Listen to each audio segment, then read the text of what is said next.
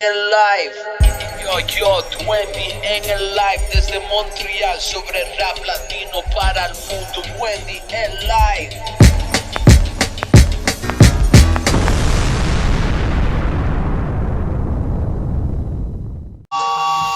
Wendy Peter Parker en live. J'ai dû refaire recommencer ma connexion parce qu'on dirait que j'étais pas capable d'envoyer l'invitation à Reynaldo de Yellow Seat. So, comme je vous disais, joyeuse fête des mères à toutes les mères, à toutes les belles mamans. C'est grâce à vous qu'on est ici, man. On vous sème de l'amour. Merci beaucoup pour être en vie, nous donner la vie. Vous représentez notre cœur, man. On vous adore. Puis comme latino, man, une mère, je pense, c'est qu'est-ce qui est le plus important, man. So, big up.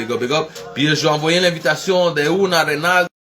Je veux dire qu'à cause de lui, aujourd'hui, j'ai dû courir dehors, man, you know. And, Yo, Reynaldo, ¿cómo estás? Oye, ¿cómo estamos, man?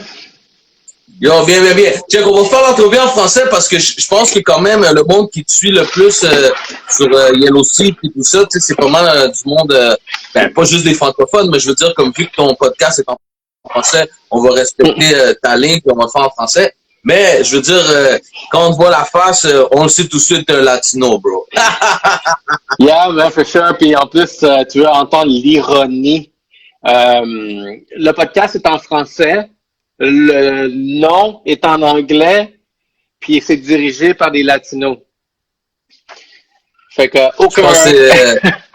C'est un peu, mais ça représente une certaine, c'est comme une réalité de Montréal, parce que je veux dire, veux pas, tu sais, c'est quand même ça, je veux dire, comme à Montréal, tu sais, comme il y a beaucoup de culture et tout ça, puis les latinos ont fait partie de la culture pour vrai, tu sais, j'ai l'impression comme, je veux pas rentrer tout de suite dans cette conversation-là, mais j'ai l'impression que, tu sais, les latinos, ça fait longtemps pour vrai qu'ils sont dans le mouvement, parce que quand on pense à exemple, Cuervo Lumi, Chapin, Marquito, c'est tous des gars qui ont commencé dans le temps que, mettons, SP, Rayman avait commencé, tu comprends? Ça fait longtemps comme que les gars sont là, tu sais, ils faisaient les festivals de jazz, ces choses-là.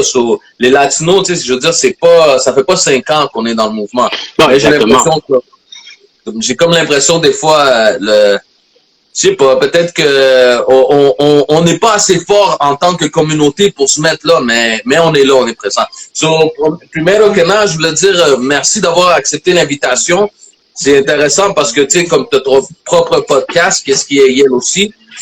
Puis en plus, je sais que tu as vécu des moments vraiment nice dernièrement. Puis tu as quand même réussi à comment je pourrais dire, à faire du temps pour nous. Fait que merci beaucoup pour vrai. Yeah, for sure. Ben, merci pour l'invitation aussi. Puis ça, comme je te disais, genre, j'espérais que j'allais pouvoir assister à ce live-là. Là.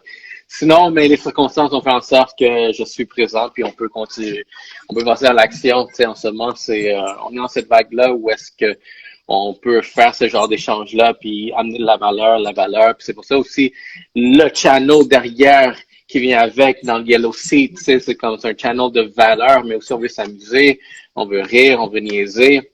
On va en avoir des épisodes où est-ce que tu vois, on est sérieux, mais d'autres où est-ce que on perd le contrôle. C'est correct. Ça va avec le grind. Bon, mais check, avant qu'on rentre dans qu'est-ce qui est Yellow Seat, j'aimerais ça te poser un peu quelques questions de qu'est-ce qui est toi avant Yellow Seat et tout. Puis dans le fond, est-ce que c'est un peu trop personnel dire un peu les raisons pourquoi peut-être t'allais pas pouvoir venir aujourd'hui à l'invitation? Si tu veux pas en parler, il n'y a pas de problème, tu comprends? Je veux dire, c'est tes affaires à toi, tu sais. C'est juste que j'en profite. Non, go, regarde, je célébrais ça, puis tu sais, genre, c'est quelque chose que je partage. De toute façon, j'en parle déjà dans le podcast, mais je le partage pas ouvertement dans les médias sociaux. Ça, c'est un de mes côtés aussi de comment je décide de gérer ma vie privée. Mais oui, officiellement, un nouveau bébé est venu dans mon monde et donc c'est une joie de l'avoir près de nous. Donc, quand elle va grandir, elle va voir. Quand elle va être plus vieille, elle va aller sur mon channel et dire « Ah, c'est lui mon père. » C'est... Nice. Félicitations, bro. Pour vrai, c'est un beau moment puis tout. Puis en même temps, en plus que tu sais, t'as ton podcast et t'as plusieurs projets. En plus que ça l'arrive, boum, genre, tu sais, je pense que ça va donner du bon poids, mais tu vas sûrement avoir un peu plus de cernes. Ça n'a pas déjà commencé. Je pense que depuis les 4 derniers jours, j'ai fait un total de 12 heures de sommeil. Mais hey, c'est la vie d'entrepreneur, hein? Yeah, big up. OK, so check. Premièrement, Mais, tu sais, pour le monde qui connaissent pas ton background, toi, d'où tu viens? C'est quoi tes origines, dans le fond? OK, ben, je vais raconter l'histoire brièvement, tu sais, d'où ça vient, puis toi aussi, peut-être, tu vas le découvrir. Je suis né au Nicaragua. À 1 an, on est arrivé ici à Montréal, Anjou. À 9 ans, non, ben, à peu près à Anjou, après Saint-Léonard. À 9 ans, j'ai déménagé à New York, Bronx. Je Oh, suis resté là jusqu'à 16 ans. Fait que 7 ans plus tard, je suis revenu à Laval. Et de Laval, c'est là que j'ai plus pris ça au sérieux. Ben, au sérieux, je me suis plus stabilisé, mais encore là, j'étais pas genre dans ma tête, j'étais pas encore frais. Il y avait beaucoup de chemin à faire avant vraiment que tu commences à prendre conscience de qu'est-ce que tu veux devenir dans la vie et qu'est-ce que tu ne dois pas faire. Soit genre je néglige mon futur, ou soit je fais les choses complètement différentes, puis je me force, puis je crée quelque chose. Puis c'est tout vraiment des consciences qui sont venues. Puis aujourd'hui, regarde, de Laval, j'ai vécu à Laval combien de temps? Attends, je dirais peut-être presque 14 ans, 13 ans. Et je suis quand même à Rive-Nord, je suis rendu à Terrebonne maintenant. Fait que ça, c'est la petite histoire de des nice. va-et-vient. Mais est-ce que t'es proche de ta culture de Nicaragua? Um, je pense que ouais. Yeah. Je suis proche de la culture latine, proche de la culture nicaraguense. Je me... El Gallo Pinto, tu Ah, connais? Goya Pinto for life. Ça, c'est... Nice, nigga, bro. Parce que mon père est de Nicaragua, bro. So, c'est pour ça, Por man. eso. Pues Gallo Yeah. Pinto, crema, los plátanos maduros, poniendo unos Nah. salami, un queso por allí. Non, la totale, Non, regarde, le côté nourriture, c'est pas ça qui manque. Je pense que je suis très fier que on a ça, là, dans la culture. En termes de dire à quel point je suis incliné dans la culture nicaraguayenne, il y a un peu de vraiment de longueur à apprendre, mais tu sais, vraiment, je suis là. Regarde, moi, je supporte ma culture, puis je pense que je veux continuer à supporter et à pousser la culture, mais d'une façon nord-américaine, canadienne, québécoise. Puis on va dire vraiment québécois latino parce que on va pas se le cacher, on est ici, on parle français, on est latino. Fait que soit on peut être n'importe quoi, mais on veut pas se le cacher, on est ici. Fait que moi, je l'admets, latino-québécois. Ahí termina. Qu'est-ce que je te dis? On Nice. parle français, puis on Big up, parle big français up. québécois. Mais quelque chose que tu as dit, par exemple, c'est quand même, t'as été à Biquet, genre le Bronx, genre, mettons, de 9 ans à 16 ans.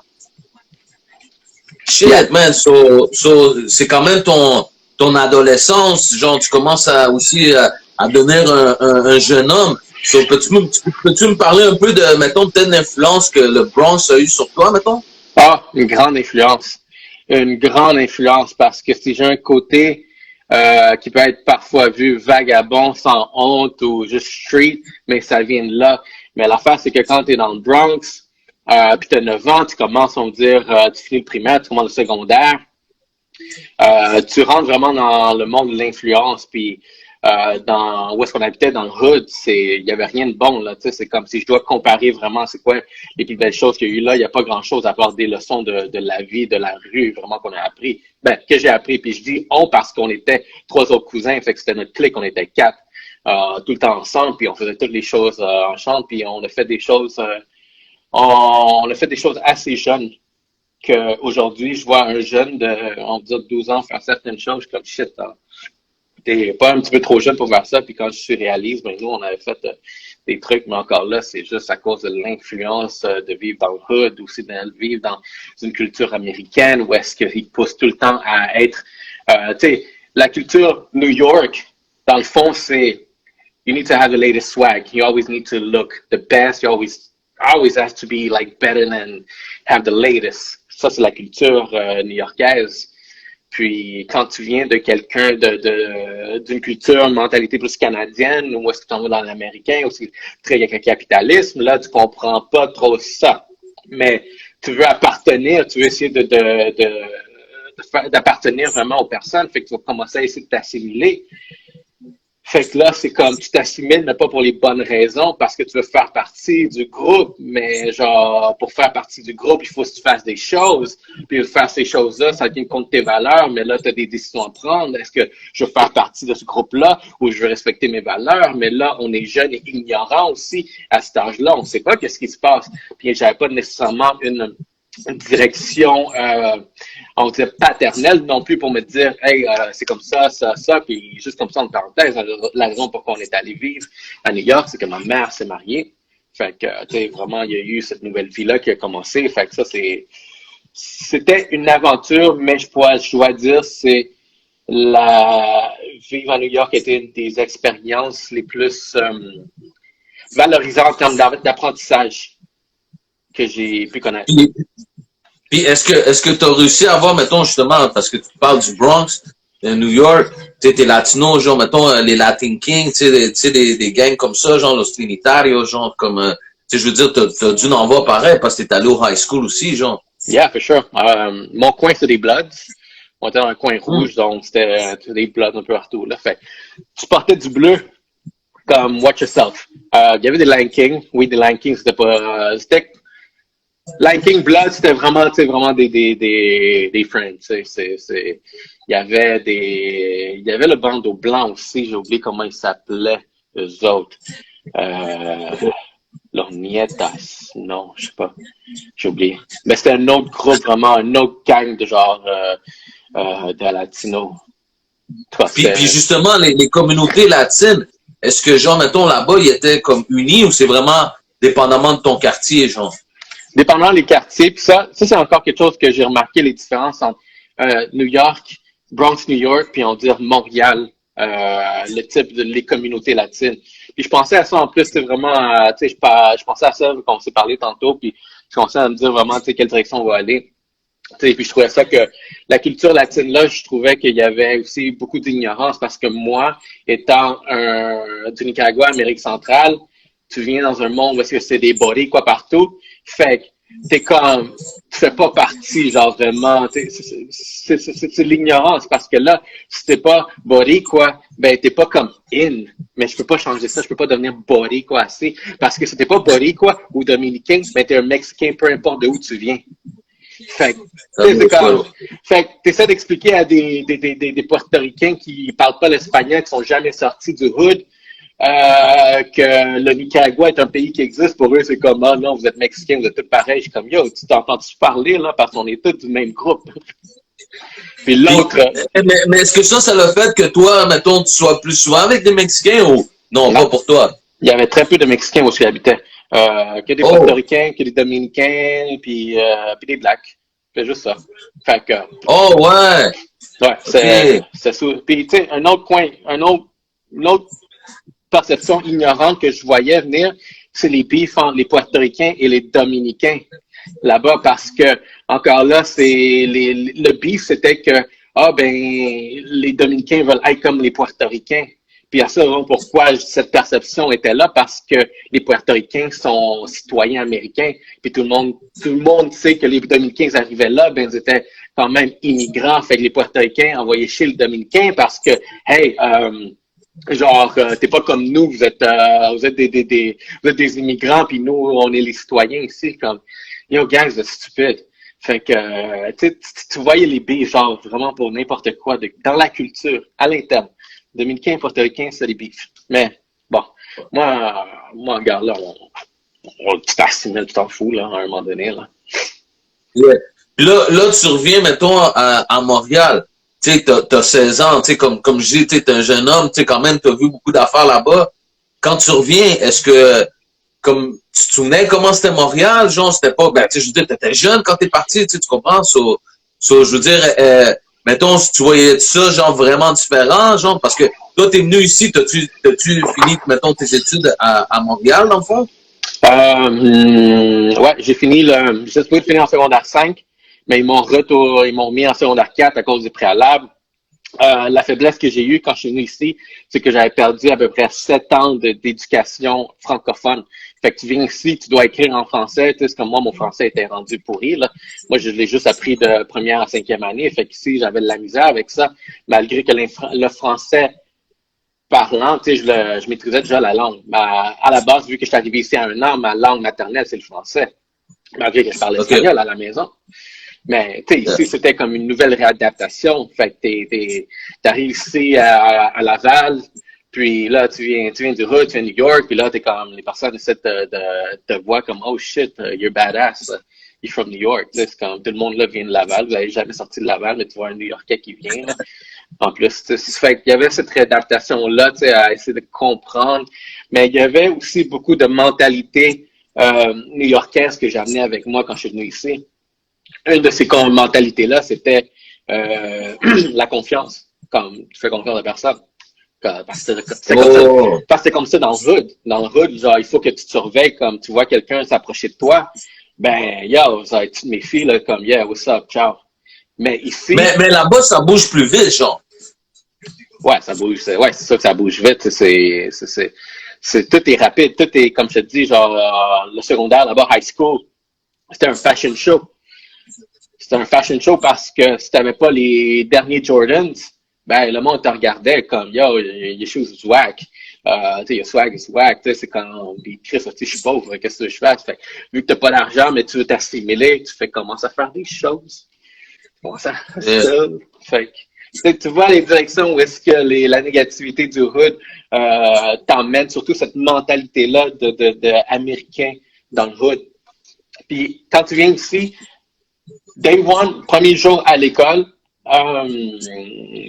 le monde avait déjà vu que j'étais pas d'ici, juste par la manière que je m'habillais.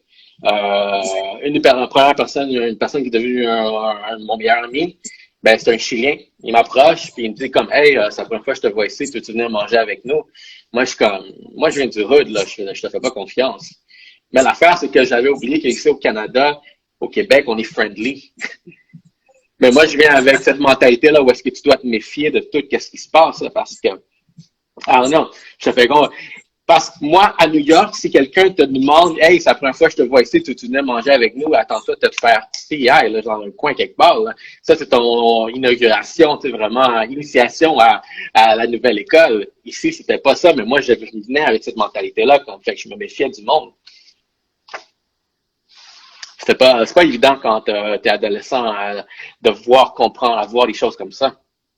Tu te rends compte que non, mais par rapport aussi, mettons, parce que, tu sais, New York, c'est quand même le méca, tu sais, mettons, sur le tour pour le rap, genre, tu sais comment je veux dire? Sur, mettons, exemple, toi, quand tu viens à Montréal, est-ce que aussi la musique, mettons, à l'arrivée plus vite à tes oreilles pour les gars là-bas, on va dire? Attends, tu peux répéter parce que ça va comme couper ta ligne. OK. C'est ça, genre, tu sais, quand, mettons, toi, t'étais à New York, tu sais, c'est comme le méca, genre, tu sais, comme de qu'est-ce qu'est l'hip-hop et tout ça, tu sais. Puis là, genre, mettons, t'arrives à Montréal. Est-ce que la musique, mettons, justement, quand t'étais là-bas, était plus comme live, tu sais, était plus, genre, mettons, tu sais, comme tu dis, si la mode, tu sais, c'était très présent à ton école, tu sais, la musique, c'était-tu aussi la même chose, tu sais, on va dire? Non. Regarde, quand ce que j'ai remarqué aussi, c'est l'affaire que je trouvais ça vraiment assez différent de la culture latine New York. Parce que c'était la culture latine New York, c'est du East Coast. Quand je suis venu à Montréal, si je trouvais que la culture était beaucoup West Coast latino. C'était beaucoup vraiment genre du stress, tu sais, vraiment genre, les cholos, c'était ça. Fait que moi, je voyais tout le latino ici, je suis comme shit, vraiment la culture est complètement différente. Fait que la musique que moi j'ai ramenée ici, c'était genre vraiment du New York East Coast rap. T'sais, contrairement à que quand je rencontrais les personnes ici autour, ben c'était genre c'était tout ce qui venait du West Coast, exactement. Fait que c'était du Cypress Hill. Pour moi, Cypress Hill, c'était pas... Genre, toi, quand t'arrives à Montréal, il y avait comme une culture qui était un peu plus West Side pour qu'est-ce qui est les Latinos, Cypress, les Cholos. Mais ça, c'est vrai, t'as raison. Exact. Fait que moi, je suis venu ici, genre, East Coast Rap, comme je te dis, du Dipset, du G-Unit. Je rencontre ici le monde, c'est du Cypress Hill. Quelque chose aussi que j'ai connu grâce à Montréal, c'est le reggaeton. Le reggaeton, il n'était pas arrivé, genre, à New York. En tout cas, pas la façon que Montréal était. Montréal était en avance sur le reggaeton que New York. Oh, ouais! Oh, shit! C'est la première fois que j'entends ça, moi. Ça, c'était impressionnant à voir parce que j'arrive ici puis je suis comme, damn, what is this? music, tu sais, c'est nice, mais genre, on n'en avait pas ça à New York, parce qu'encore là, il y a cette mentalité-là qui est comme ignorante, tu sais, c'est comme, oui, il y a les Latinos là, mais les Latinos là sont plus, we need to fit in, we in the hood. Puis ici, à Montréal, c'est ça que je trouvais ça nice. Fait qu'ici, tu vois, la culture latine était beaucoup plus présente. Là-bas, latino, c'est juste like everyday. Ici, genre, ici, né à Montréal, latino, ben, tu vois des latinos là, mais tu vois des arabes là, tu vois des blacks là, des haïtiens, tu vois des québécois là, tu vois toutes sortes de choses vraiment dans un milieu condensé. Fait que là, tu vois la diversification, les cultures ressortir de plus en plus. Contrairement là-bas, c'est que des latinos, fait que, alors qu'on pas, c'est tous les jours, là, c'est, ici, là, c'est comme, oh shit, nice. Mais dans le fond, tu dis que là-bas, genre, le monde, ils se tiennent plus en groupe comparé à ici, mettons, on va dire. Oui et non. Tu sais, c'était diversifié aussi à la fois parce que, tu sais, dans notre clique, il y avait toutes sortes de monde, mais encore là, dans notre clique, c'était surtout des latinos un peu de partout, tu sais, vraiment en dominicain, des portoricains, il y avait des blacks là. C'était ça. Il y avait, tu sais, s'il y avait des blancs, c'était des Italiens. Puis les Italiens aussi, quand même, ils étaient séparés. Fait que, tu sais, il n'y avait pas vraiment des white people, mais des white Americans, tu sais, pas dans le Bronx, là. Il y avait, qu'est-ce que tu vois dans le Bronx, c'est des Italiens. Des Italiens, des Irlandais. Ça, c'est les white people. Ça, c'est comme, c'est même genre un autre genre de white people qu'on pourrait dire, parce encore là, c'est des Italiens, puis les Italiens se tenaient très proches d'entre eux. Les Irlandais, les Irish aussi, très proches entre eux. Mais admettons, les Latinos, Blacks, tout quelque chose qu'on avait en commun, c'est qu'on vient du hood. We're all the same. En bout de ligne. Mais ici, ici, les silos de culture, tu voyais, comme quand je suis arrivé à l'école ici à Laval, premièrement, il n'y avait pas beaucoup de Latinos, mais les Latinos, ils étaient tous les dizaines de Latinos qu'il y avait, ben, ils étaient tous dans la même table. Les Haïtiens tous dans la même autre table. Là, les Québécois tous dans la même autre table. Il y a les skaters d'une autre table, les jockeys, les football players étaient là. Tu sais, vraiment, fait, tu vois les silos de culture. Puis ça se mélangeait. Fait ça qui était nice ici quand même, que tu vois un melting pot se faire parce que il y a la diversification vraiment à plus petite échelle. Contrairement à New York, c'est une grande ville, puis là. Fait que, ici, la culture latine. Mais aussi, comme tu dis, c'est vrai aussi qu'il y a plus de bouffe à Montréal.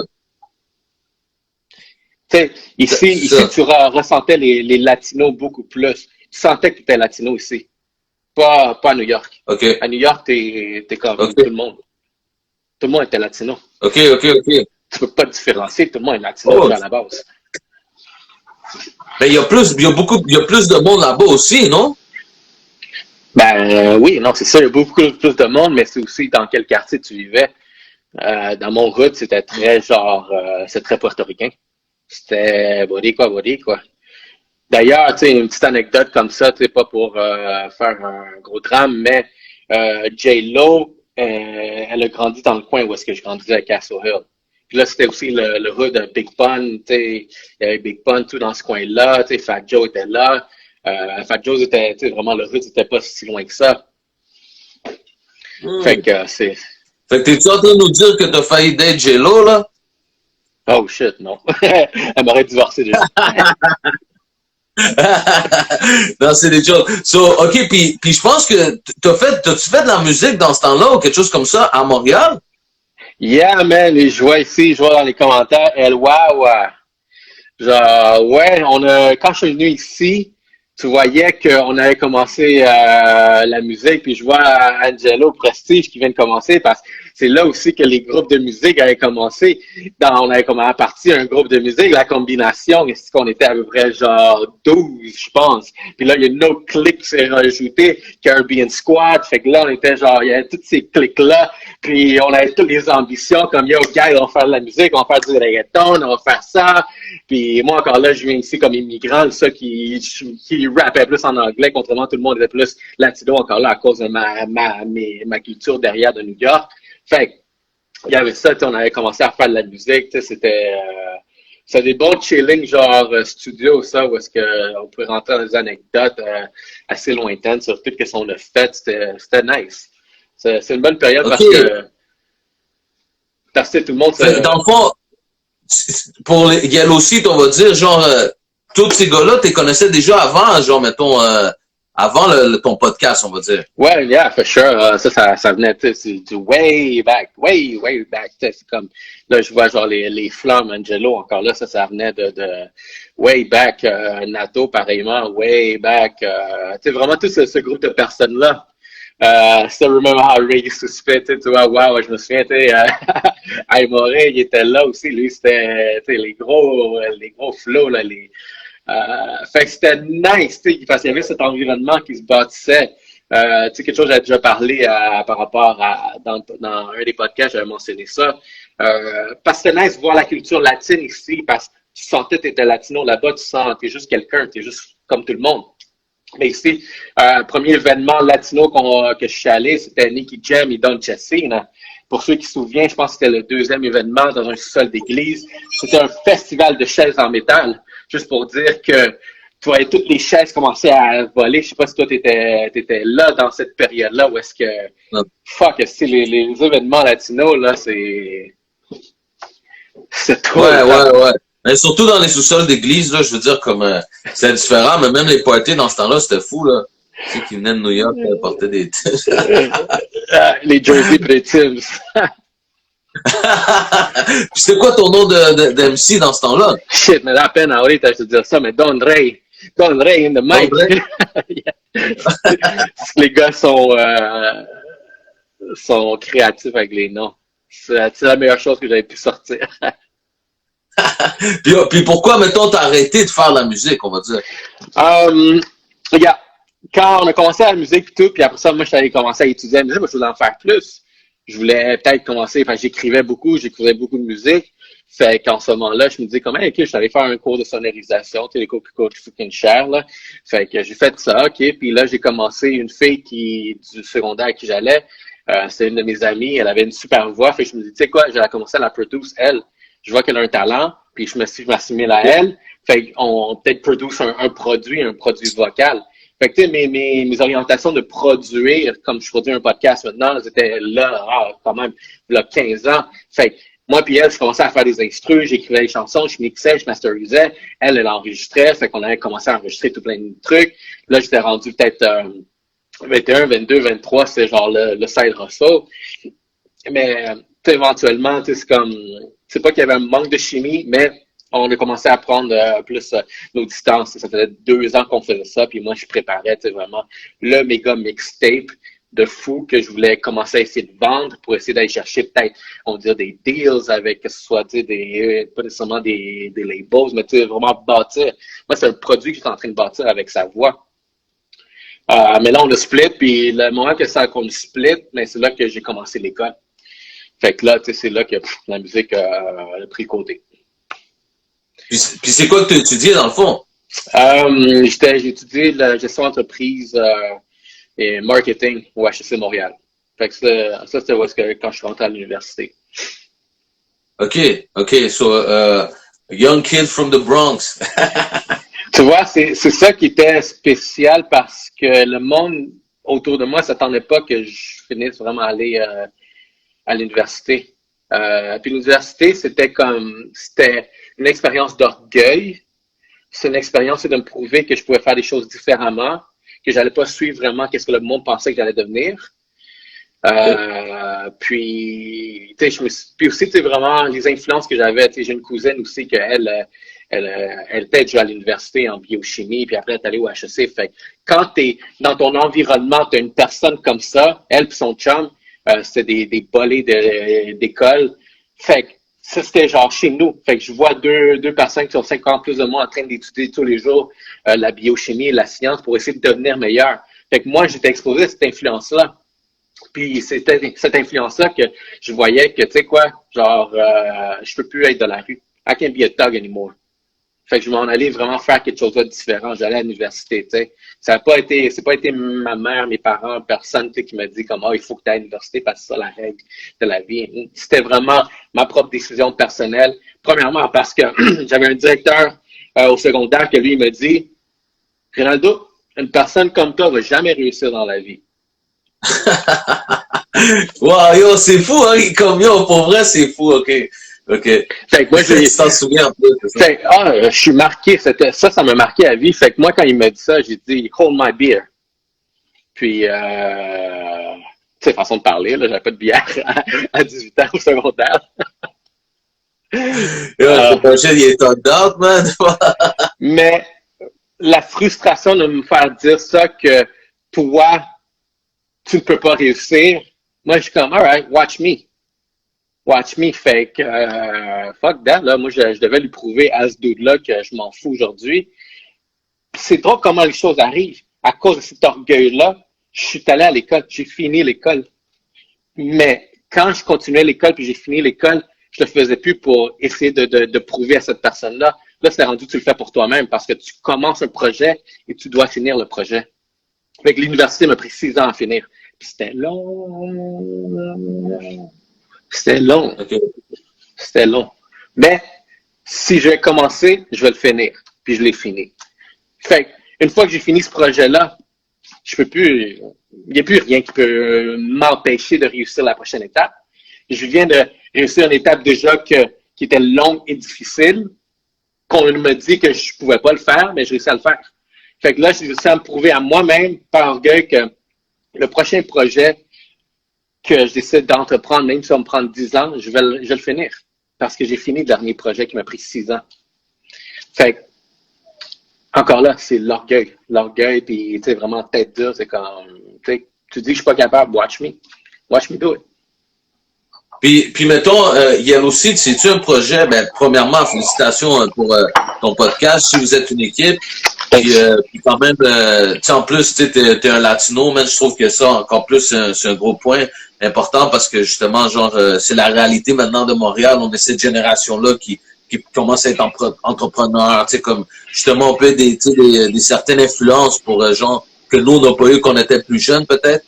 Mais justement, c'est quoi qui t'a amené à Yale aussi? Est-ce que c'est à cause de la pandémie ou genre c'était déjà un projet que tu avais avant la pandémie que tu allais commencer, on va dire? Le projet était déjà dans mes plans. La pandémie a été l'élément déclencheur. Parce que je venais de perdre 50% de mon portfolio en clients parce que tout le monde a été frappé par la pandémie. Moi, je fais du marketing on décide, tu sais, vraiment, j'ai un portfolio de clients, tu sais, je fais de la gestion de marketing, de la publicité puis tout. Fait que là, la pandémie commence, là, tout le monde se fait fermer les portes. Fait que là, j'ai perdu 50% de mes clients. Mais il y avait un autre 50% de mes clients que eux, ils étaient pandemic proof, on pourrait dire. Parce que eux, ils n'ont pas été affectés par la pandémie. Eux, ça leur a juste valorisé encore plus. Fait que j'ai quand même réussi à maintenir assez de revenus pour payer les bills. Mais je me suis retrouvé avec plus de temps libre. Puis encore là, ma personnalité avec tout ce que je viens de te raconter, ben là, OK, ben, je viens de me retrouver avec une période où qu'est-ce que je vais faire? Ben, boum, je vais lancer un podcast parce que ça fait déjà 2 ans que je vais lancer un podcast. Mais maintenant, j'ai du temps libre. Puis la raison pourquoi la majorité d'entre nous va négliger de lancer un nouveau projet, c'est parce que on utilise l'excuse que je n'ai pas le temps. Puis ça, c'est le plus gros mensonge que chacun d'entre nous va se dire à chacun quand on se dit on n'a pas le temps. C'est la bullshit. Ben, j'ai fait des choses que j'avais pas le temps puis je les ai faites. Fait que là que j'avais du temps, j'ai décidé de lancer le podcast. Puis ça, c'était une autre aventure. Mais le podcast, ici, à la base, c'était une expérimentation. C'était même pas voulu. C'était pas ce que tu vois aujourd'hui comme podcast, c'était pas ça à la base. Le podcast. Le podcast, dans le fond, j'ai lancé ça comme un channel pour vendre un de mes produits que je vais lancer prochainement. OK. Oh, ouais. OK, tu l'utilisais comme tremplin ou un peu, genre, t'allais l'utiliser en tant que tel, dans le fond. Exactement. L'expérimentation derrière ça, c'est que premièrement, je suis en train de développer, je suis en train de finaliser, je pourrais dire, une formation en ligne, Lead Gen Masterclass, dans le fond, comment faire du marketing en ligne, la publicité, je vous montre tous mes hacks, tous mes trucs, comment le faire, puis aller chercher cette liberté, parce que moi, j'ai 7 ans d'expérience en entrepreneuriat, fait que j'ai passé 7 ans de ma vie à générer de revenus sans dépendre à personne. Puis aujourd'hui, ça fait 5 ans que j'ai mon agence marketing, puis 5 ans plus tard, tu sais quoi, j'ai vraiment beaucoup grandi dans le sens où est-ce que money is not a problem. Les problèmes que j'ai aujourd'hui sont différents. En ce moment, mes problèmes, c'est comment déléguer les jobs comme il faut, comment faire certaines choses comme il faut. mais l'argent n'est plus un problème. Puis je pense que pour quiconque qui réussit à atteindre ce plateau-là où est-ce que money is not a problem anymore, là, tu commences à développer, à faire certaines choses un peu plus différentes. Fait que je suis dans une capacité où est-ce que je peux financer un projet on the side. Fait que tous les profits admettons, que mon agence génère, ben, sont tous réimplantés dans le podcast pour bâtir un channel marketing qui va servir comme véhicule pour faire la promotion de n'importe quoi, autant de ton channel à toi, autant, admettons, de Barranco, MTL qui vient de lancer leur resto, autant qu'on va lancer, admettons, des bouteilles d'alcool, autant qu'on va lancer vraiment là-bas les lumières Mégalux, autant qu'on va lancer ma formation en ligne, les Gem Masterclass, autant qu'on va lancer un brand de linge n'importe qui, c'est un channel marketing. Puis, la formation en ligne que je suis en train de bâtir, ben, vous avez déjà vu c'est quoi des formations que quelqu'un essaie de vendre en ligne comme, hey, achète ma formation. Pourquoi? Parce que tu vas avoir la liberté de faire ce que tu veux. Le gars, il rentre dans sa Lamborghini, il s'en va au bord de la plage avec le penthouse. Mais ça, c'est la bullshit. Parce qu'au Québec, on n'a pas ces environnements-là. Fait que moi, j'ai bâti une formation qui peut être adaptée aux Québécois. C'est pour ça que mon channel est en français. Parce que mon territoire, c'est le français, je dois le faire en français. C'est pour ça que même latino, je continue à faire en français. Malgré que ma langue même primaire, c'est l'anglais, je dirais, plutôt que n'importe quoi. Mais je vais quand même continuer à pousser le channel en français, la formation en français, puis en québécois. Moi, je veux que ça soit du bon québécois. Puis que je suis brun, que ça change pas, que quelle couleur tu es, que n'importe qui va pouvoir l'utiliser, puis que si tu mets les efforts nécessaires que comme moi j'ai mis la discipline derrière ça, tu vas pouvoir aller chercher vraiment cette liberté où est-ce que, hey, I'm making my own money. Money is not even a problem anymore. My problem right now is... Mais attends, mais justement, tu parles comme ça, mais est-ce que tu penses quand même, mettons, un jour revenir à la musique, comme, mettons, comme gérer quelqu'un? Parce que, me semble, genre, de la manière dont tu parles, là, tu comprends, tu pourrais presque soit avoir ton label ou faire partie d'un label, tu sais comment je veux dire? Regarde, je partageais avec une ambition que j'ai par rapport à Yellow Sea Podcast, puis il y a d'autres projets qui sont en train de se bâtir en complémentaire au podcast que je ne vais pas partager ici, mais vous allez voir passer. Puis parmi ces ambitions-là, je me suis dit comme, tu sais quoi, je vais fortement avoir les capacités, les ressources pour pouvoir produire un artiste. Fait que si j'entends par un artiste, quelqu'un avec une bonne voix, je suis comme, you know, that could be interesting parce que je suis dans cette position-là exécutive où est-ce que je pourrais peut-être réinvestir, puis si je vois le potentiel, j'ai tout l'équipement, j'ai toutes les ressources, j'ai tous les plugs, je connais les personnes qui signent les chèques, je peux aller chercher ces personnes-là. Fait que là, si je vois par hasard quelqu'un qui, tu sais, il y a du potentiel, là, comme, OK, maybe I wouldn't mind investing in it. Parce que je pense que c'est important derrière ça, c'est que quand moi je reviens des années antérieures, j'aurais aimé ça que quelqu'un croit en moi, que quelqu'un puisse investir en moi. Mais quand on avait 18 ans, puis là, tu vas voir tous les liens avec le podcast puis la culture latine que on discutait. Quand j'avais 18 ans, j'avais pas de role model.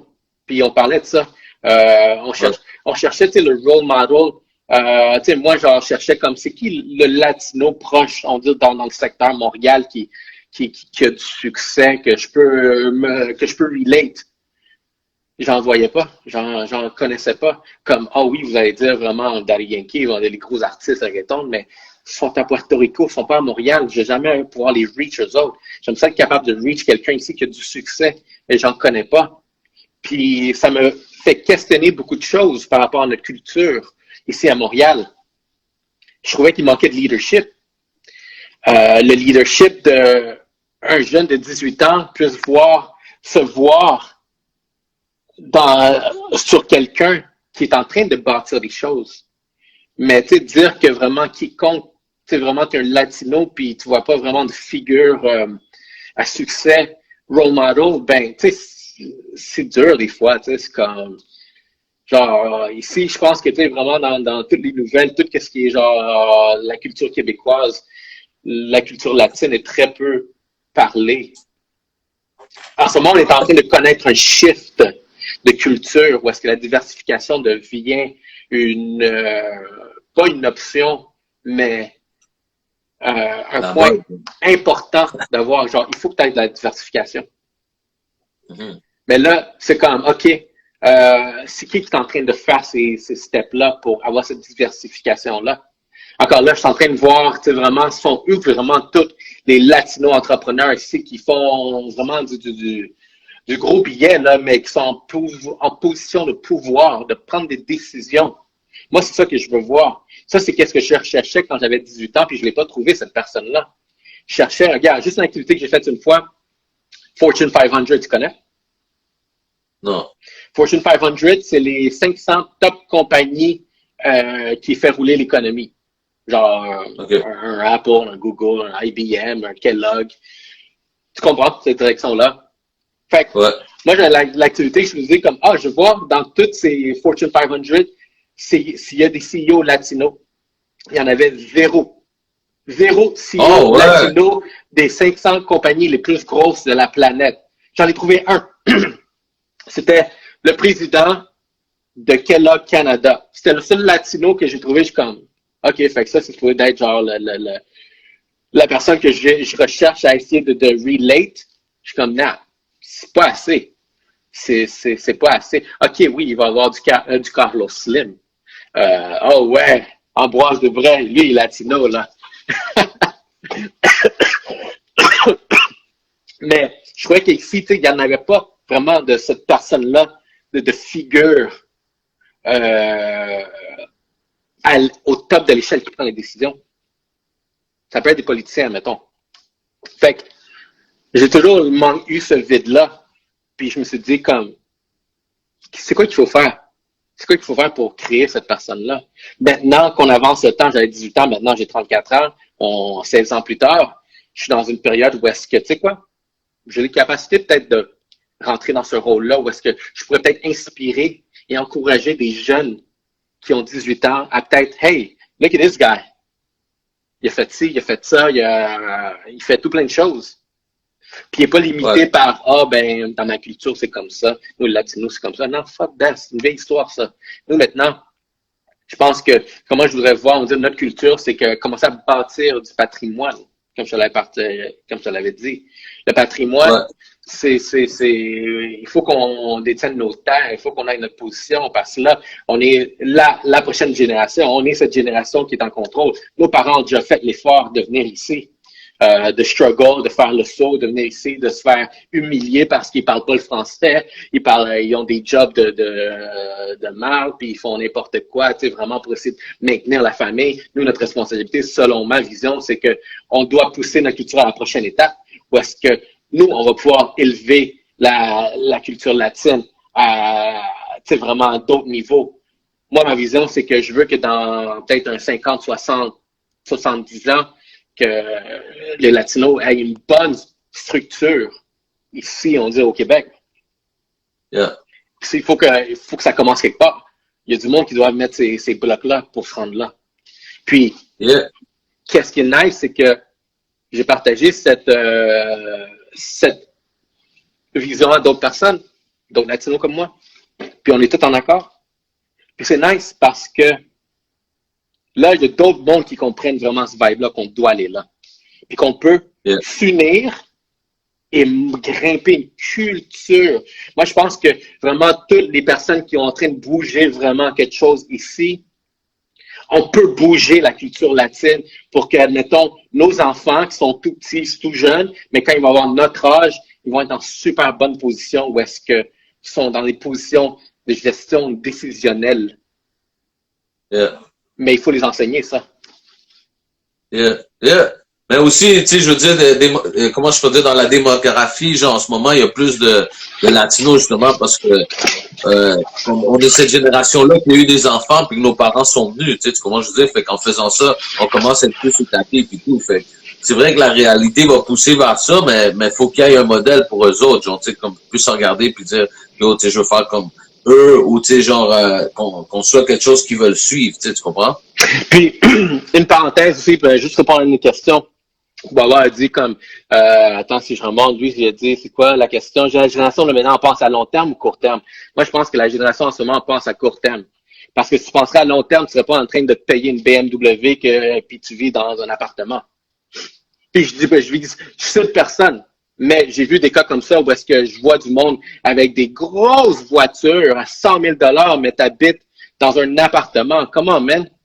Tu penses à court terme quand tu fais des moves comme ça. Long terme, c'est que tu vas aller t'acheter genre une terre là, bâtir une maison là, acheter un bloc là, un duplex là, investir dans ci, investir dans ça. Puis ça, c'est vraiment, je pense que qu'est-ce qu'on doit commencer à éduquer les personnes, surtout dans une communauté comme ça. Puis je pense que ça commence à se bouger vers là. Mais il en faut plus. Il faut commencer à en donner plus. Puis, la beauté, c'est que j'ai les capacités vraiment de pouvoir bâtir un channel, le podcast, où est-ce que je peux commencer à divulguer ce message-là. Puis plus, on va dire, les jeunes commencent à comprendre ce message-là comme « Ah, OK, ouais, non, ben, c'est une bonne idée, ça. Par où ça commence? » Au pire, il faut que j'ouvre une université qui va s'appeler Université jaune pour essayer d'éduquer les jeunes à « Hey, prenez des décisions comme il faut, payez vos taxes, faites ci, faites ça. Peut-être pour la prochaine génération, ils vont être top. » Moi, je veux que ma fille, quand elle va avoir mon âge, moi, je veux qu'elle soit dans une position de domination, je veux qu'elle soit dans une position patronale. She's the decision maker. She call the shots. La seule façon que she could call the shot, si moi, je lui donne les outils pour qu'elle call the shots. Puis, pour tous les autres Latinos qui sont encore en adolescence, pour que eux puissent call the shots, il faut qu'il y ait une direction. Il faut que le monde leur donne une orientation. How do you call the shots?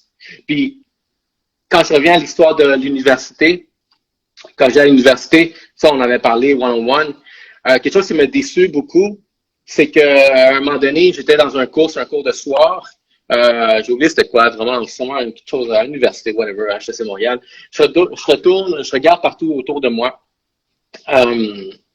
Puis, une classe de 60 personnes. Je suis comme, yo, il y a pas de latino ici comme moi. C'est quoi un latino comme moi? Comme un latino qui a grandi ici à Montréal, il a tout vu ça ici à Montréal. Il n'y en avait aucun.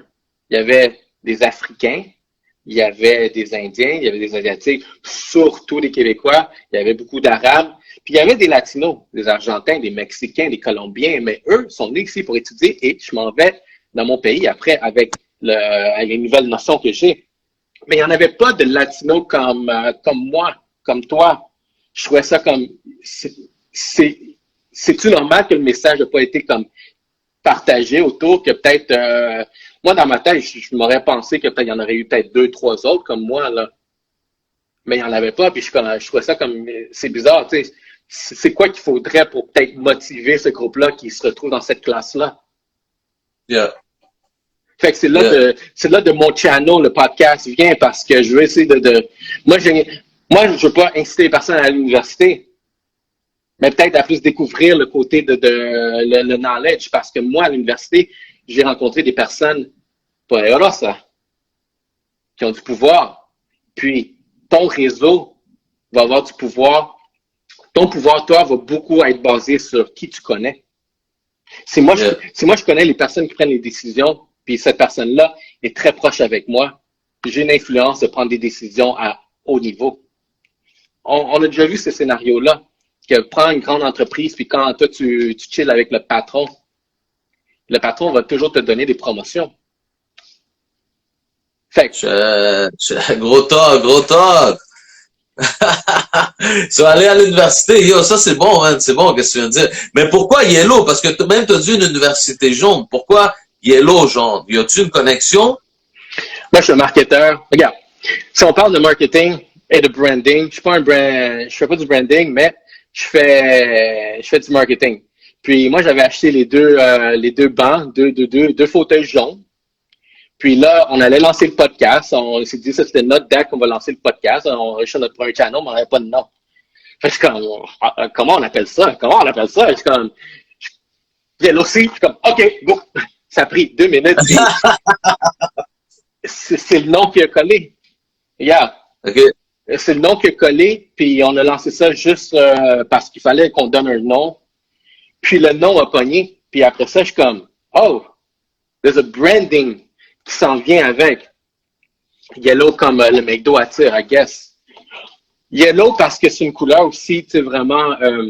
Yellow Seat, la traduction en français, parce qu'on est au Québec et j'ai pas le choix, les trônes en or. C'est plus pas. Fait que ça, c'est la traduction que j'ai donnée, tu sais, je suis comme, tu sais, j'ai donné un peu de swag, là. Mais, c'est un nom qui m'est venu aléatoirement, puis j'ai réalisé au fur et à mesure qu'on développait les émissions que le brand, la couleur, elle a pogné. Le monde, il y a du monde, tu sais, que j'ai embarqué un de tes lives, puis j'ai remarqué, tu sais, que vous étiez pas sûr, c'est comme, ah, hey, c'est Ray, genre du Yellow Podcast, les sièges jaunes.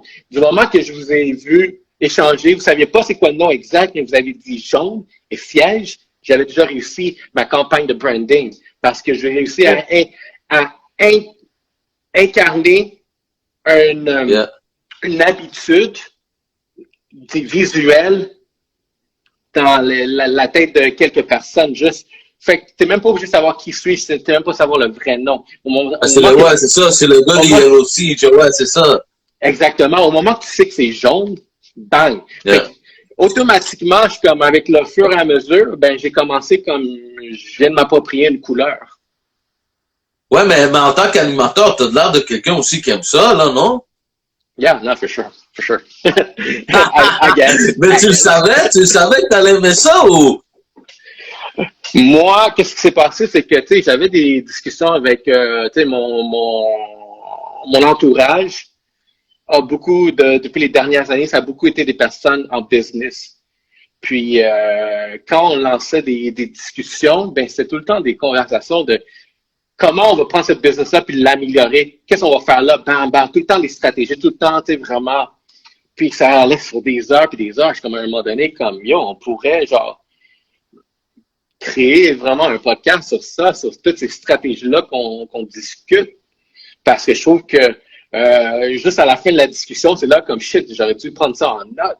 Mais au moins, là, on a l'enregistrement. Là, je peux te dire qu'on voit à la minute 36, seconde 39, puis c'est là qu'on parle de comment on a développé le branding du Yellow Sea Podcast.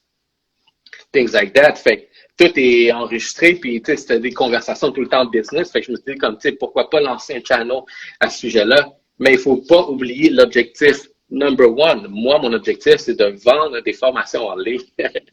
Fait que, pour vendre des formations en ligne, ce que j'ai remarqué, que moi, je voulais vendre des formations en ligne complètement différentes des autres. Moi, je veux pas vendre ma formation en ligne comme, hey guys, checkez ma Lambo. Si vous travaillez fort, si vous faites s'acheter ma formation, vous pouvez vous payer une Lambo. C'est pas vrai. Ouais, je peux payer une Lambo, mais c'est pas ça que je veux vendre. Moi, je vends du knowledge, je vends de la liberté. Moi, je vends aussi la prochaine étape, le patrimoine derrière ça. Puis, ce que j'ai remarqué en marketing, c'est que les personnes, tu peux avoir un produit qui est juste correct, un produit qui va être coté 7 sur 10. Mais si les personnes aiment ta personnalité, s'ils aiment toi, ils vont te l'acheter plus que lui qui est 10 sur 10. Yep, c'est vrai, t'as raison. Fait que, pour vendre une personnalité, je me suis dit, ben, on fait un podcast, on l'enregistre, on va parler tout le temps. Les personnes vont commencer à me connaître. Puis au fur et à me connaître, ben, si tu m'aimes pas, tu vas pas lâcher le produit. Mais si tu embarques dans les conversations, puis t'aimes comment je communique, puis tu comprends vraiment qui suis, ma personnalité, ben, tu vas pas acheter ma formation parce que je suis en train de te vendre vraiment une formation qui va te permettre d'aller chercher cette liberté-là. Tu es en train d'acheter vraiment le produit tel quel que moi je suis en train de vendre, qui est genre vraiment avoir un produit legit, authentique, parce que il faut pas oublier que dans un podcast, là, genre, c'est dur de faker une heure de conversation. Fait qu'il y a du monde qui vont essayer de te vendre vraiment comme, comme par exemple, vous l'avez sûrement tous déjà vu, tu sais, ils vont sur les médias sociaux, ils s'habillent d'une certaine façon, ils parlent d'une certaine façon, ils sont tout le temps d'une certaine façon, mais quand tu les vois en vraie vie, c'est même pas ça. Ça, c'est facile à faker. Ça, c'est facile à faker, mais essaie de faker une heure de conversation à chaque semaine. Impossible. Yeah. Impossible. Yeah. Fait que personne ne peut pouvoir dire comme yo, Ray, toi, t'es fake. Like, t'es sûr? Parce que toute la marque que je parle, tu peux le voir à mon channel, là, puis on boit, on dit des conneries, mais on dit l'intelligence, on dit n'importe quoi dans le but d'éduquer, tout le temps aller à la prochaine étape. Guys, comment vous allez bâtir votre patrimoine quand vous allez plus vieux? Yeah, mais c'est vrai que ce que tu dis, je trouve que justement votre podcast, parce que c'est pas juste toi, je sais que vous êtes une équipe, là, mais dans le fond, c'est ça, c'est un vibe différent. Tu sais, c'est comment je pourrais dire, c'est très quand même intellectuel, genre, pour vrai, tu sais, c'est pas juste des entrevues, tu sais, je veux dire, presque du coaching, genre. Tu comprends ce que je veux dire? Ouais. Puis, regarde, moi, je me permets, moi une des règles que je dis à tous mes invités ou tout le monde qui vient ici, moi, je veux que vous soyez authentique. Moi, je veux pas vraiment cette image-là de comme, ah, mais je parle comme ça, mais je dis aucun mauvais mot parce que c'est comme ça que je veux que les personnes. Non, fuck that. Il faut dire vraiment, si toi, en temps normal, la personne que tu es tous les jours, tu vas sacrer de tabarnak, yo, fuck this, fuck that.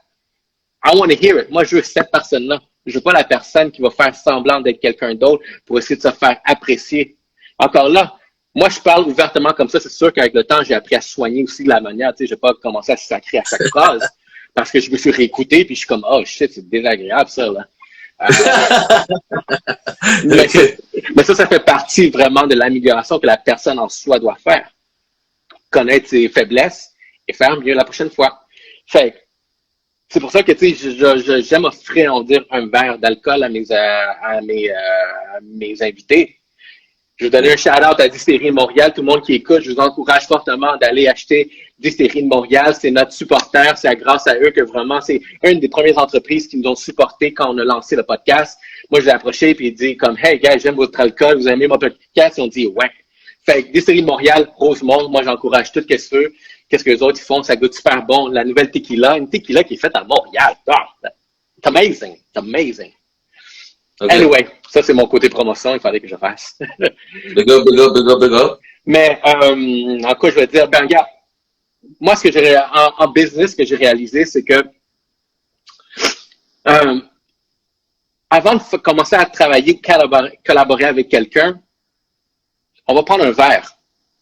Parce que tu vois la vraie personnalité d'une personne après avoir pris un verre, deux verres. Tu sais, vraiment, quand tu commences à être tipsy, puis tu commences à parler de la marque, là, tu commences à voir les vraies couleurs. Puis quand tu vois ces vraies couleurs-là, c'est là que tu poses la question, est-ce que moi puis toi, on s'entend bien?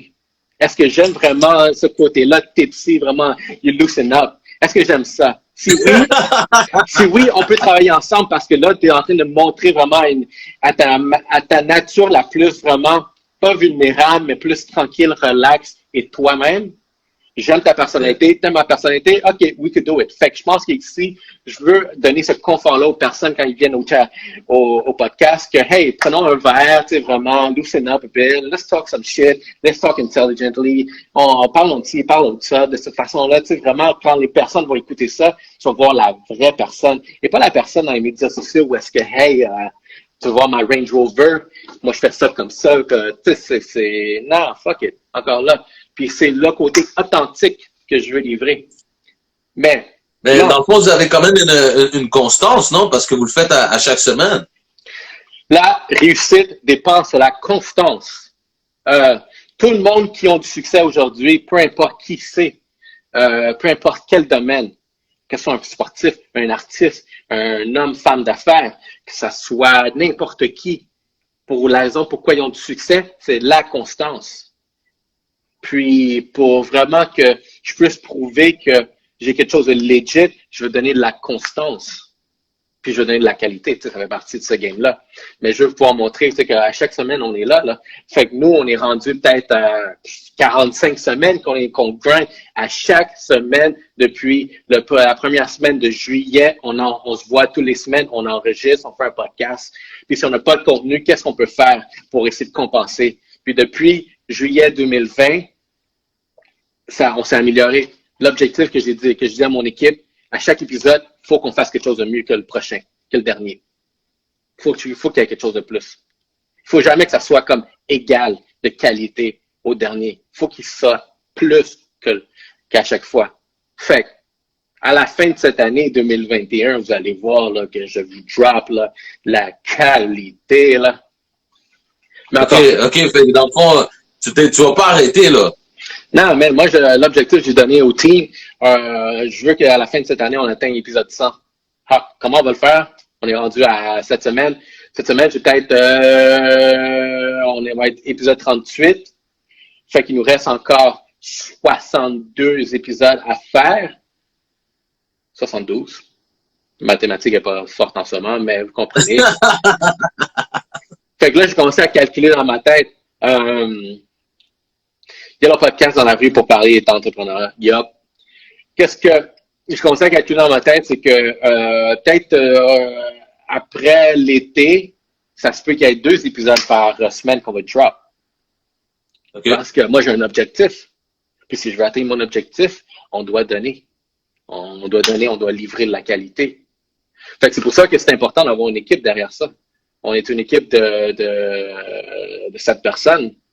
Il y a moi, j'ai genre ma main droite, Alexis Tacos, qui est aussi co-animateur, mais aussi vraiment administrateur. Il y a Alec the Kid. Alec the Kid, lui, il s'occupe des opérations. Il fait tout ce que vraiment on doit faire pour vraiment que ça se publie. J'ai 2 personnes qui s'occupent des médias sociaux. Fait que j'ai une personne qui s'occupe de la publication, j'ai une autre personne qui s'occupe du growth hacking, j'ai 2 personnes qui s'occupent genre vraiment du editing, j'ai quelqu'un qui s'occupe vraiment de vraiment mettre le gros podcast en ligne, faire les edits, puis j'ai quelqu'un d'autre qui s'occupe de faire des mini-clips. Yo guys, il y a une production. Ça prend un gros team. Exactement. Moi, ma job dans tout ça, c'est livrer le produit et aussi faire du développement d'affaires. Aller chercher les sponsors. Okay. C'est moi qui vends le produit. Fait que puis c'est pour ça que je veux que mon produit soit top. Top, top, top. C'est très important parce que quand j'allais voir des sponsors, ben, regardez, check mon produit. Premièrement, il n'y a personne qui a ce setup-là. Il n'y a personne qui l'a. Pendant que tout le monde... Non, c'est clean, man. C'est très clean pour vrai. Tu sais, puis il y a encore beaucoup d'autres projets. Ça, c'est rien. Là. Ça, c'est genre phase 1 là, qu'on a. Je suis en train de travailler sur la phase 2 de ce projet-là aussi, qu'est-ce que ça en vient. Phase 3 aussi, c'est comme moi, je suis déjà en train de réfléchir à ce qui va se passer en 2022, où est-ce que le channel va se rendre. Puis, honnêtement, on voit l'effet de la constance. L'effet de la constance, c'est que le plus constant que tu en fais, le plus tu vas grandir. Et le plus tu grandis, plus les résultats vont revenir. Et le plus les résultats reviennent... Mais je vais te demander, excuse-moi, mais comment tu choisis les artistes? Mettons, exemple, ben, pas juste les artistes, mais tes invités, dans le fond. Comment quelqu'un qui voudrait être invité s'arrange pour être dans ta mire, on va dire? Majoritairement, c'est moi qui reach out. C'est sûr que j'ai reach out à mon réseau, moi que je connais, mais pas n'importe qui. Aussi des personnes que je sais qu'ils se démarquent par eux-mêmes. Il y a des personnes qui m'écrivent, je reçois peut-être 2-3 demandes par semaine de personnes qui veulent se joindre. Malheureusement, c'est pas parce que j'aime pas ce que vous faites que je vous ai pas accepté votre invitation. C'est juste que notre calendrier est déjà booké en ce moment. Pendant que je te parle, on est déjà booké jusqu'en juillet. OK. Nice. Puis, il y a des fois, il va y avoir des personnalités qu'on se connaît pas, mais j'aime qu'est-ce que les autres ils donnent. Fait que je reach out à eux. Parce que je trouve que vraiment leur mentalité, qu'est-ce qu'ils discutent, est beaucoup aligné avec le podcast. Encore là, tu sais. Puis quelque chose aussi qu'on s'est dit, on s'est mis en accord dès le début, on veut pas s'en aller sur le cloud. Genre. OK. Puis qu'est-ce que je veux dire par ça? Je veux pas inviter quelqu'un qui, genre, il est passé à occupation double juste pour aller chercher cette visibilité-là. Parce que ça va diluer notre produit sera plus comme legit. Comme, en ce moment, je suis en train d'inviter du monde qui ont beaucoup de followers juste pour que moi, j'aille le reach now. Parce que j'aurais pas cette même dynamique d'aller chercher vraiment la qualité de t'inviter. Fait qu'on s'arrange d'aller chercher des personnes de qualité. Si tu le connais pas, je vous invite quand même à découvrir cette personne-là. C'est pas parce que la personne n'a pas 10 000 followers que la personne, elle est plate ou elle n'a rien fait.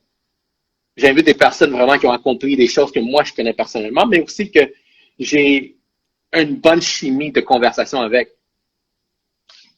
Il y a des personnes... Okay, c'est tout du monde que tu connais, on va dire. Oui et non. Il y a du monde que... Attends. Il y a du monde que je connaissais pas, qui sont venus, puis ça m'a fait plaisir de les découvrir. Dans les débuts, il y avait Dave Campana, un artiste de Montréal. Je vous invite à aller le voir. Shout out Dave Campana. Je le connaissais pas, on le connaissait aucunement. Mais Alec the Kid, c'est lui qui a reach out à Dave parce qu'il a aimé sa musique. Puis il a dit comme, hey, serais-tu intéressé à venir dans le podcast?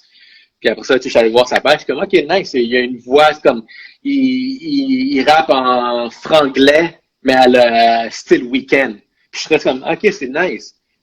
Je le connaissais pas, il me connaissait pas. J'ai envoyé l'invitation, il a dit oui sans hésiter. Boom, OK, we have a show. Puis l'objectif à la base, c'est de pouvoir promouvoir des produits et services locaux. On veut vraiment mettre en phase vraiment le produit local, promouvoir tout ce qui est local autour de nous. Comme dernièrement, tu sais, vraiment, quelqu'un qui est en train de faire beaucoup de promos en ce moment, ben c'est Nato avec son nouveau resto, Barranco.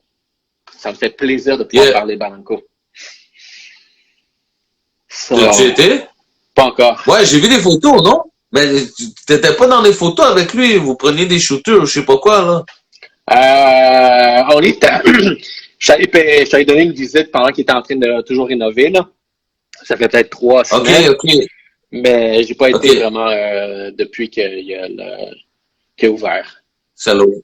Ouais. Mais j'avoue que c'est à cause de, je sais pas c'est quoi la situation, dans le fond, c'est une pandémie encore, là, comme c'est pas ouvert, les restos, là. C'est juste des take-out, dans le fond. Ouais, c'est des take-out. Puis toi, les autres sont bright parce que je sais qu'il y a beaucoup de personnes qui se questionnaient comme, comment tu lances un resto durant la pandémie?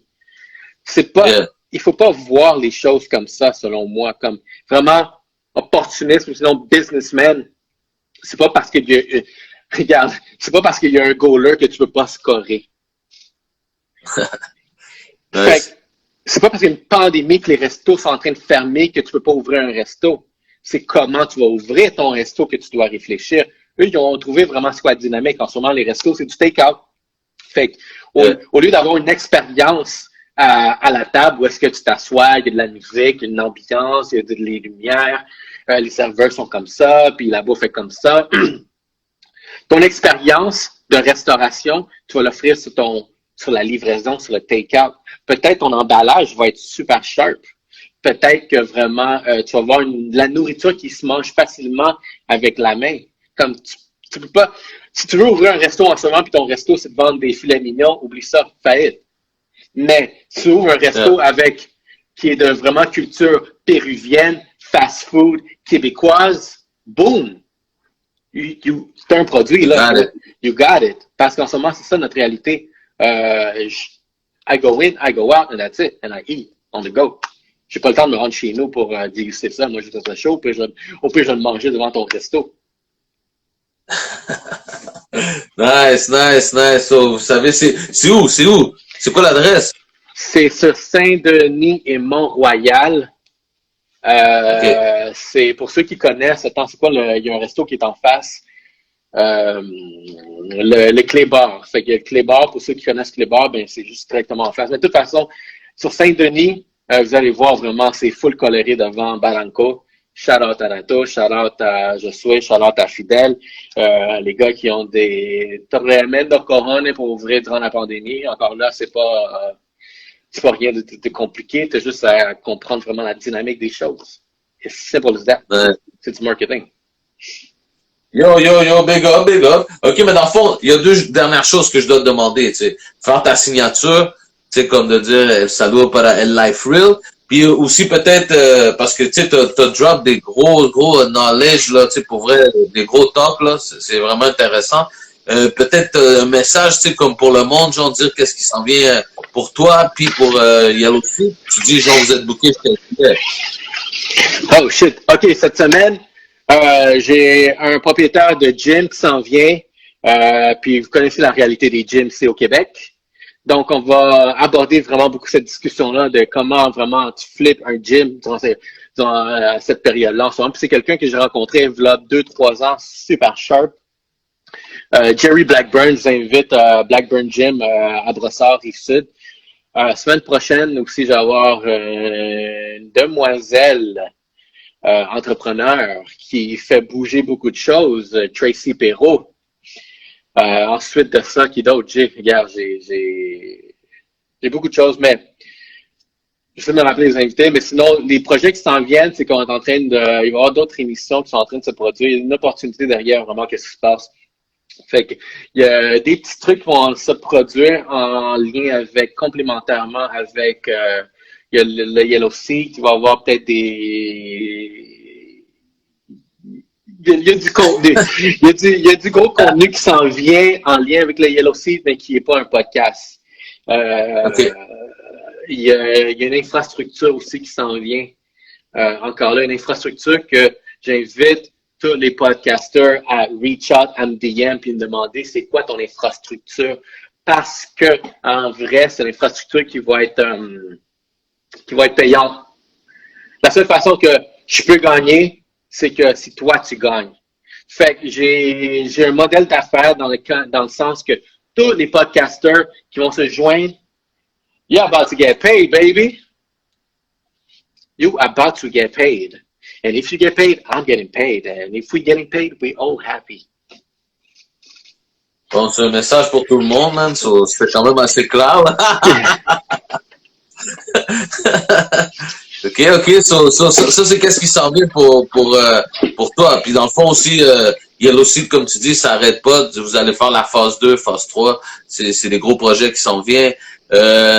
Aussi, je pense que j'ai vu, tu sais, si le monde qui suit ton Instagram, ils peuvent voir quand même des fois des choses que tu postes, comme je sais pas si c'est des produits, mais c'est des affaires quand même intéressantes parce que moi j'avais vu une de tes photos que t'annonçais comme des résultats en 15 minutes, genre de pour la COVID. C'était comme tu comprends? Genre. Ben tu vois, encore là, quelque chose aussi que je veux peut-être promouvoir à tout le monde qui écoute ça. Vous voulez rentrer dans ma tête, comprendre vraiment comment je vois tous ces projets-là, comment je réussis à avoir une idée, c'est une chose. L'exécuter, c'est une autre chose. Ma formation en ligne, Lead Gen Masterclass, dans le fond, je vais vous apprendre à hustle sur le web. Une fois que vous allez comprendre comment le web fonctionne, vous allez être capable de générer des revenus, vous allez voir, vous n'êtes pas obligé de travailler pour quelqu'un, vous pouvez avoir la liberté. And I'm doing good right now. I'm not gonna brag qu'est-ce qui se passe, but je suis dans une bonne position venant de quelqu'un qui y avait de la misère dans le Bronx. Fait que je pense que c'est pas pire. C'est pas pire comme des résultats. Mais je suis pas à mon final stage. Fait que la formation en ligne, Lead Gen Masterclass va vous enseigner comment ressourcer sur le web. Puis une fois que vous allez savoir comment ressourcer sur le web, bien, vous allez voir comment j'ai réussi à développer ce produit-là, des rapid tests. Donc, c'est des tests rapides dans lesquels vous pouvez être diagnostiqué contre le COVID en 15 minutes. Fait que ma question derrière ça, si on crée un événement, puis à l'entrée, tout le monde se fait tester, vous avez un résultat en 15 minutes, puis c'est négatif, est-ce qu'on peut avoir notre événement quand même? Oui ou non? Parce que, à ce que je sache, qu'est-ce qu'on veut faire, c'est éviter la propagation du virus. Mais si tout le monde est négatif, il est où le problème? Fait que moi, je suis ici pour amener des solutions aux problèmes. On peut parler du problème. Je peux passer des... Non, je ne passerai pas des jours. Comme beaucoup de monde sur les réseaux sociaux qui vont juste se plaindre. Ah, le masque. Ah, non, portez pas de masque. Ah, le vaccin. Ah, non, faites pas le vaccin. Ah, vous êtes ci. Ah, vous êtes... Arrêtez de vous plaindre, guys. Pendant que vous êtes en train de vous plaindre, moi, je suis en train de sortir des plateformes qui vont permettre de vraiment monétiser et avancer l'économie et faire des avancements. That's the difference between me and them. Damn.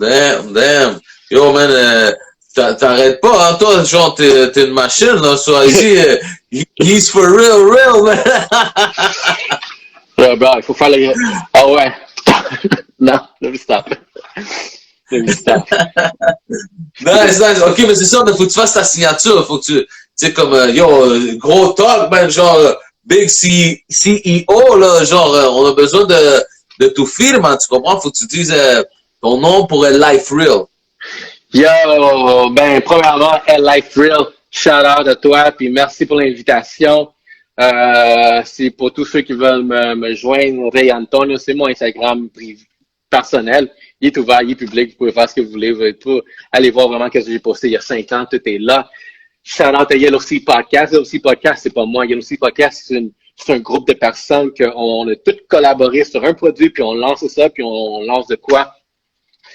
Shout out à toute l'équipe vraiment qui font un travail de fou pour vraiment que ce projet-là il se concrétise. Tu sais, shout out à tous les podcasters aussi qui sont ici, qui ont joint cette conversation-là, ce live-là.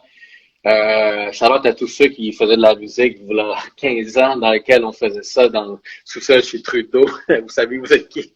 Celle-là est drôle. Shout out à la culture aussi. Regardez, je pense que la culture a beaucoup d'opportunités. Moi, je pense que juste on est dans une période où est-ce qu'on peut bâtir le leadership pour amener la culture à la prochaine étape. Moi, ce que je voudrais voir de la part de tous les Latinos ici à Montréal, que Je voudrais que dans 100 ans, ben, on domine une part du marché. Mhm. Moi, je veux que, moi, ma fille, là, ça va être la base. Puis pour qu'elle soit la base, il faut que moi, je donne les outils. Puis moi, je veux que tout le monde aussi ait cette même mentalité-là. Yeah.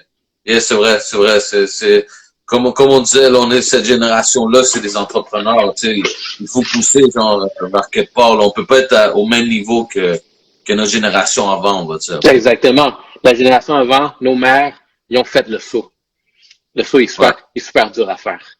Mais ils l'ont fait. Yeah. Puis nous, notre job, c'est de bâtir, de planter cette graine-là que les autres sont venus faire, puis de l'arroser, puis bâtir un arbre. La job de nos enfants, c'est de cultiver tous ces fruits-là qui vont tomber de cet arbre-là. Puis ces enfants-là, ben, leur job, c'est de revendre ce fruit-là. Encore gros talk, man. Yo, so, tiens, pour vrai, man. Moi, dans le fond, je te remercie d'avoir accepté l'invitation. Genre, pour vrai, Ray, man, de Yellow Seed, man. Mais pas juste de Yellow Seed, je veux dire, comme vraiment, genre, t'as un gros brain, là, pour vrai, là. C'est un super héros, là. T'aurais le big brain, là, qui serait en train de shaker. Mais pour vrai, man, genre, t'as dit des bonnes affaires, man. Moi, dans le fond, je vais partager l'entrevue sur YouTube. Mettons, au courant de la semaine, je vais t'envoyer le lien pour que tu puisses l'avoir toi aussi. Puis comme je te disais, merci, man, parce que pour vrai, je te connaissais un peu, mais j'ai vu qu'est-ce que tu faisais, puis ça m'avait quand même intéressé parce que comme tu sais, t'avais une constance, t'as amené ça genre à un niveau plus clean, tu sais comment je veux dire, c'est vraiment quelque chose d'autre. Puis je trouve que je connaissais pas tout comme toi comme entrepreneur, comment genre le state of mind and everything. So, peut-être que tu sais jamais, man, tu vas me voir à ta formation, man. Yeah, man, for sure, je vous encourage, regardez. J'encourage tout le monde dès que la formation sort, vous pouvez m'encourager à l'acheter.